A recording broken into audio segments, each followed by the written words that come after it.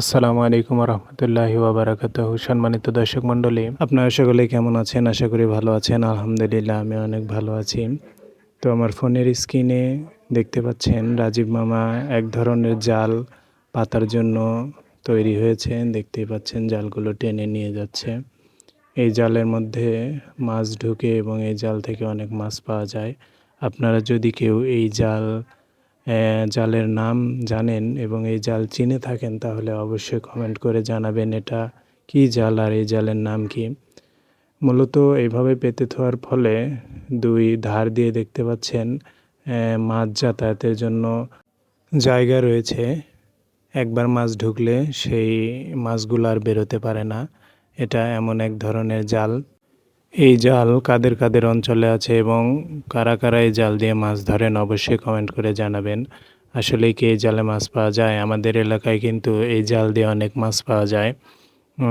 আর একটা সতর্কবার্তা, সেটা হচ্ছে এই জালে কিন্তু অনেক বড় বড় ধরনের সাপও পড়ে, পোকামাকড় পড়ে, যেগুলো অনেক বিষধর প্রাণী হয়ে থাকে। তো আপনারা যারা এই জাল দিয়ে মাছ ধরেন তারা অবশ্যই সতর্ক থাকবেন যাতে বিষধর সাপ থেকে বা বিষধর প্রাণী থেকে আপনারা সাবধানে থাকতে পারেন। আপনারা দেখতে পাচ্ছেন রাজীব মামা জাল এক জায়গায় স্থির রেখে এক মাথা ওপাশে টেনে কি সুন্দর করে জালটা পেতে রাখলো এবং আরেক মাথা এই পাশ দিয়ে টেনে খুব সুন্দরভাবে পাচ্ছে যাতে মাছগুলো সেখানে খুব ভালোভাবে ঢুকতে পারে। আর এই জায়গাটা হচ্ছে একটা ব্রিজের নিচে আমাদের এলাকায়, যেখানে সবসময় পানি থাকে এবং পানি স্রোত স্রোত অনেক। তো সেই জায়গায় জালটা পাতা হচ্ছে। আপনারা দেখতেই পাচ্ছেন যে রাজীব মামা জালটা টেনে নিয়ে খুব সুন্দরভাবে জালটা পাচ্ছে।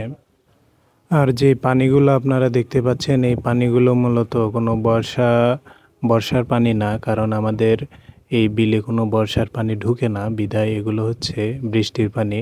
আপনারা জানেন যে এবছর বৃষ্টির পরিমাণ বেশি, যার কারণে প্রতিদিনই প্রায় বৃষ্টি হচ্ছে। আর এই বৃষ্টির জন্য আমাদের এই নিম্ন জমিগুলোতে জলাবদ্ধতা সৃষ্টি হয়েছে।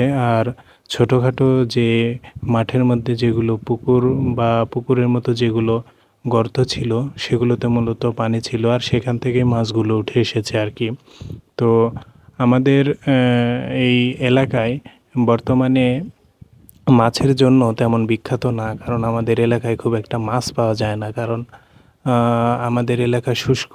আপনারা জানেন যে বাংলাদেশের সবচেয়ে কম বৃষ্টিপাত হয় হচ্ছে নাটোর জেলায়, নাটোরের লালপুরে। তো আমাদের এলাকা সেখানেই, যার কারণে আমরা কোনো বর্ষার দেখা পাই না আর কি। ধন্যবাদ সবাইকে।